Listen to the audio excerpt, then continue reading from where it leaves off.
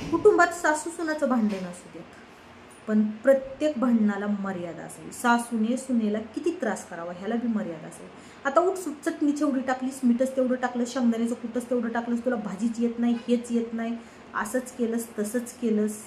अरे संसार तिचा पण आहे ना, तिला पण कळतं आपण काय करायचं. का उगं मी सासू आहे आणि मी तिला धाक लावून म्हणून धाक लावू नका.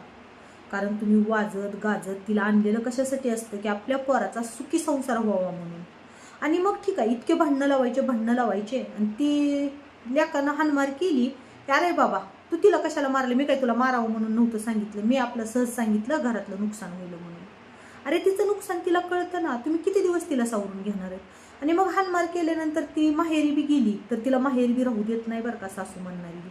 माहेरी जरी राहिली तरी हा बघ गेली तुझी बायकून, लेकाला पुन्हा म्हणायचं तुझं लग्न करून देऊन माझा काय फायदा झाला रे बाबा, आता जर तुला भाकरी तुकडा मलाच करून घाल